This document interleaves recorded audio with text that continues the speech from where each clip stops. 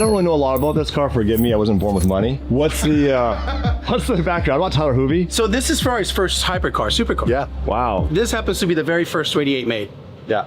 The first one? That's a prototype car. Yeah. The number one, that's why when I said we're going to see a special car and its number is very significant. That's where the foreshadowing was. The number one 288 GTO. What's crazy though is that he somehow has the number one 288 GTO. It's like, this is something that Ferrari should have had in the museum when we popped by. We've discussed this so many times with Ferrari friends and other people, but Like, this is a big back deal. in the day, they didn't care. You know, they'll take things apart, they'll switch parts from prototype to prototype, and that's how this came about. This was dismantled. It was just sitting around as parts. So you put it together.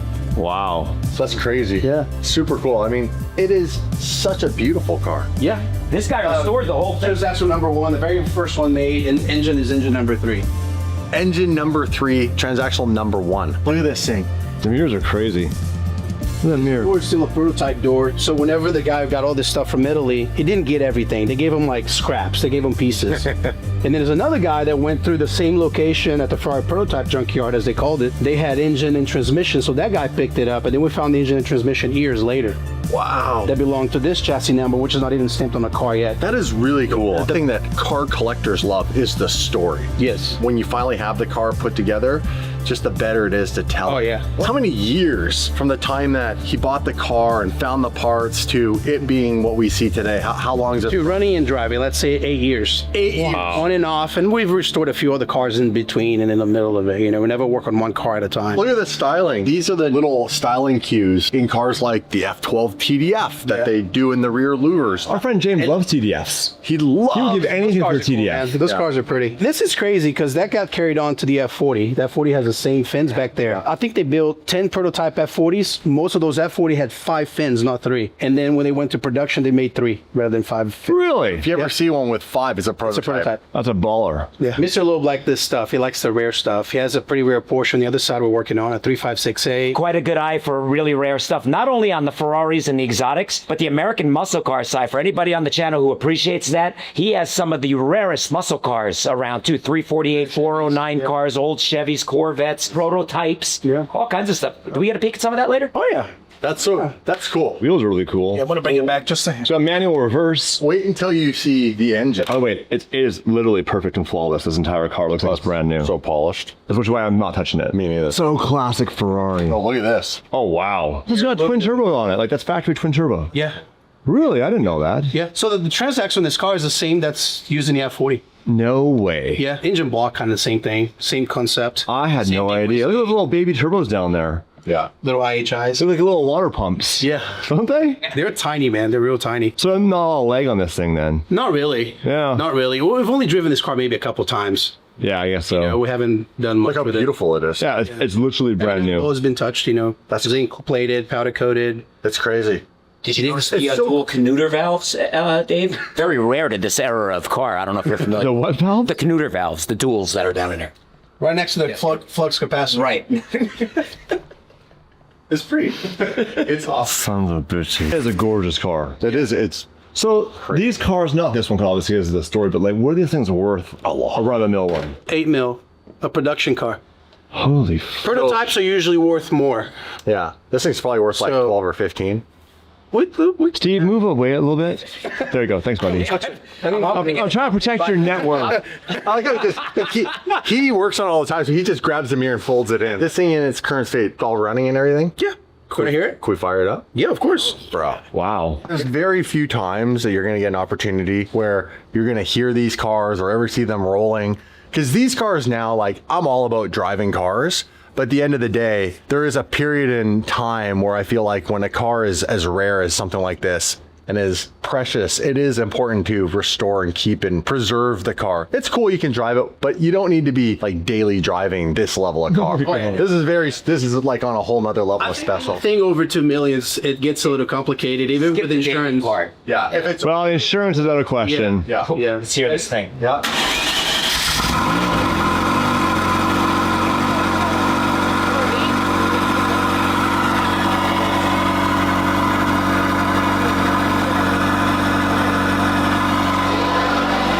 So brand new that the rings aren't even seated yet. So he says if it blows a little smoke, it's normal. Oh, cool. Look how cold start. Dude, it started up like, no, that's good work.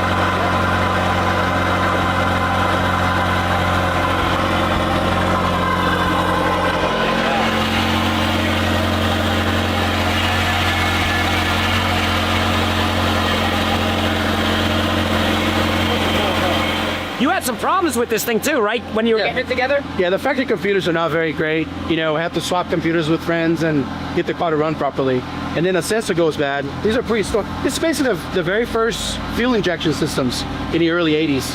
Wow. It's so crazy that they couldn't get the car, the V8, to run on one computer. They had to use two, one per bank. Technologia, right? Yeah. Technologia. Yeah. Dude, that's cool.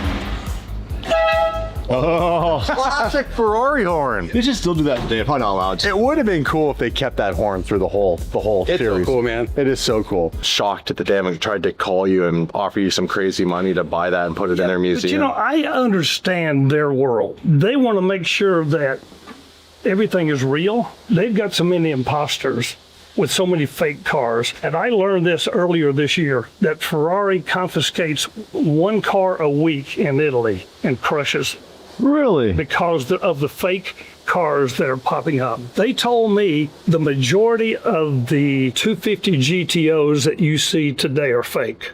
The majority. The majority. Think about it. They only made, what, 35 or 36 of the 250 GTOs. Yeah. But then they said the fakes are beyond that. Crazy. So I understand and I applaud them. They've got to make sure everything's right. Except I told them, I said, look, guys, I didn't wake up at 2 a.m. one morning and say, oh, my God, I'm going to go build a fake 288 GTO. By the way, I'm going to have the transmission serial number 1 and the engine serial number 3. No, it was 3 a.m. when you woke up. Oh, 3 a.m. Yeah. Corrected. We all wake up at 3 a.m. See my point. Yeah. We didn't just make this stuff up. So this is a list of all the parts that are prototype. Not all of them. That's just some of them identified mechanically speaking that are on this car. That's crazy. That we use on their prototypes. Wow. How do you go about identifying that they were prototype parts? Because they don't fit right. Ah. And you can the production ones. We took what we knew was on the car that was actually a prototype part. There's no denying the transmission to serial number 1. It's stamped in 3 different places. Oh, wow. But internally, when we took it apart to make sure that the bearings were right and all, the ring gear is stamped number 1. Then the body panels were handmade. The car's made from Kevlar, no-mix, fiberglass, aluminum, the deck lid, and steel tubing. It's the first one ever built like that. So it's like, wait a minute, how did all this come about? When you start looking at a part like this prototype front fascia is missing the lower air vents. What that means is if you look at the bottom of it, it's solid all the way across. Right. They learned that they needed to have air vents cut in the bottom of it because if not at high speed, it lifted. This one's solid. This doesn't have the air vents cut in it. It also helped the radiator for cooling. And you know what we haven't learned is what else is prototype about it that we don't yet know. Let's take it apart.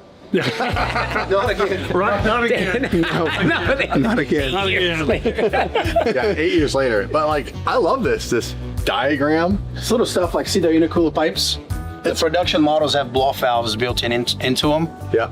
And these don't. Prototype cars don't have it. They don't have blow valves, just a straight tube. It doesn't say it on here, but see that logo and the little Pininfarina emblem? Yeah. If you look at the car, it's only on the driver's side. It's not on the passenger side. Oh, so they didn't even put it on both Didn't even sides. put it on the other side. The other thing that's cool too is I just noticed that this is the only car with the yellow stripe recessed into the bow line. Money story. We are sitting right here with a national Ferrari judge, and he says, the car never came with the yellow stripe. I said, okay, Al, would you go pull up the website? The landing page picture is this car with a yellow stripe. No way. So the national Ferrari judge, one of them, did not know they even came with it. Now, I'm not disparaging him, but there's a lot of nuances about the car that people don't know anything about. This area being painted the way it is here, and this piece being painted the way it is here, production cars, they painted them all the way up to the front. but not in the prototype. It's painted like this. Small touch, nobody would ordinarily catch that. The speedometer on all production 288s, they start at 20 kilometers an hour. It's their starting point. They start at 20. Start at 20. So you're not even No, no. moving, they're going fast. This one starts at 40. 40? Wow. Wow. So it's doing 40 right now. That's cool. The doors are different. The doors are different. Yeah, this door is electric, has electric windows, and that one's crank up one. What? Oh, wow. This was like I was saying earlier, like the parts that we collected over the years. This is still a prototype door, and that's a production door. Oh, And we still have another pair of doors that are fiberglass. Fiberglass, yeah. Oh, no way. Wow. So It's this- cool when you named all the materials because you knew what went into building like Yeah, the yeah. parts. So I didn't realize that they have Nomex in here too. Yes. Yeah. Yeah. What's Nomex? It's like a anti-flammable. Have you never heard of like a Nomex suit? Like race suits are made out of Nomex. Yep. I'm as ignorant to safety. The roof is. You can do that, but no one else can do that, by the way. If you look at the interior of the car and look at the roof, you can see the honeycomb Oh, yeah. the roof is made from. Oh, that's cool.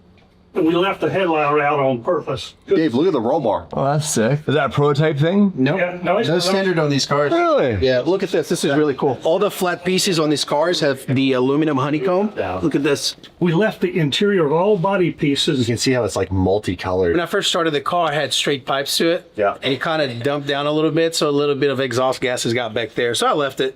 Yeah. And this aluminum Patina.